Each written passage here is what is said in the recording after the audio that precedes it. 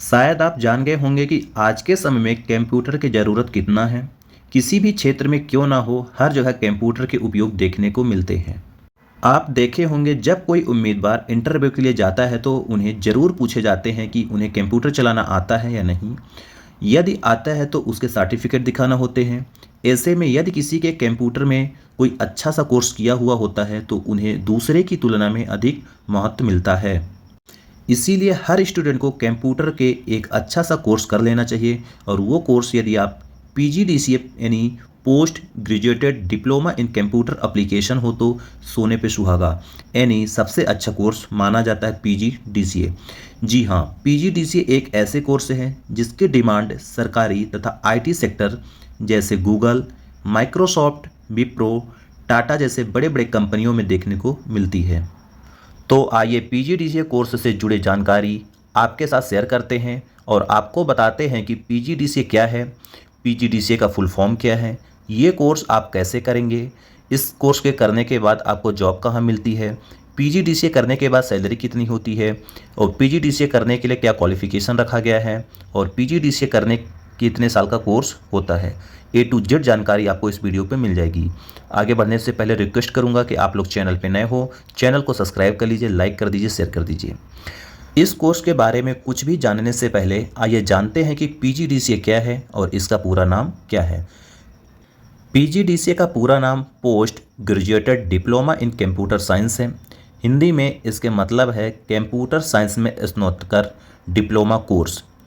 ये एक स्नातक डिप्लोमा कोर्स है जिसकी अवधि 1 साल यानी 2 सेमेस्टर में बांटा गया है, जो कि 6 माह के अंतराल में लिया जाता है। यानी आपका एक पेपर 6 माह में होगा, अगला पेपर 6 माह के बाद होता है। पीजीडीसीए के कोर्स खासकर उन स्टूडेंट के लिए डिजाइन किया गया है जिन्हें कंप्यूटर और इंटरनेट में खास रुचि है। इसमें छात्रों को web design, web development, software engineering, computer language जैसे ट्रिपल सी, एचटीएमएल इत्यादि सब्जेक्ट के बारे में जानकारी दी जाती है। पीजीडीसीए करने के लिए आपको बता दूं कि इस कोर्स के लिए भी न्यूनतम योग्यता तय की गई है। इस कोर्स में एडमिशन लेने हेतु आपको किसी भी क्षेत्र में ग्रेजुएट होना अनिवार्य है। यानी यदि आप ग्रेजुएट हो तभी आप पीजीडीसीए कर सकते हो, अन्यथा 12th और 10th वाले स्टूडेंट नहीं कर सकते। आपको किसी भी सब्जेक्ट से ग्रेजुएट होना अनिवार्य है, तभी आप पीजीडीसीए कर सकते हैं। ध्यान रहे कि कुछ ऐसे कॉलेज हैं जहां एडमिशन के लिए ग्रेजुएशन में मैथमेटिक्स की मांग की जाती है, परंतु ऐसे कॉलेज की संख्या बहुत ही कम है। यदि आप न्यूनतम नंबर के बारे में सोच रहे हैं तो बता दूं कि इसके लिए ग्रेजुएशन में कम से कम 50% नंबर की ज़रूरत है। कुछ ऐसे कॉलेज हैं जहां 40% नंबर से भी एडमिशन मिल जाएगा। इसीलिए आप भी जिस भी कॉलेज में एडमिशन लेना चाहते हैं तो सबसे पहले उस कॉलेज के साथ संपर्क करके इसके बारे में जानकारी ले लें। और आयु की बात करें तो ये निर्धारित नहीं है कि कितने वर्ष के छात्र को एडमिशन लिया जाएगा। हर कॉलेज अपने अपने हिसाब से तय करते हैं।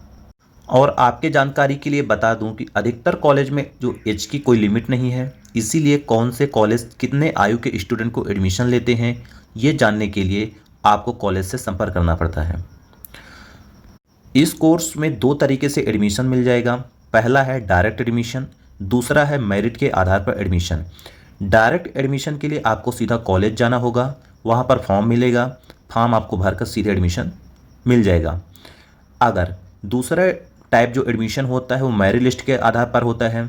कॉलेज में मेरिट के आधार पर आपको एडमिशन लिया जाता है। सबसे पहले आपको फॉर्म फिल करना होता है, उसके बाद आपके ग्रेजुएशन में प्राप्त नंबर के आधार पर मेरिट लिस्ट जारी होती है और उस लिस्ट के मुताबिक आपको एडमिशन मिलेगा।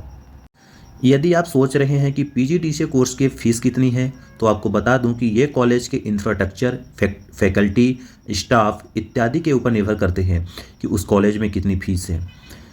एवरेज फ़ीस की बात करें तो एवरेज फ़ीस कम से कम आपकी 20,000 से लेकर 1,00,000 रुपये तक होता है।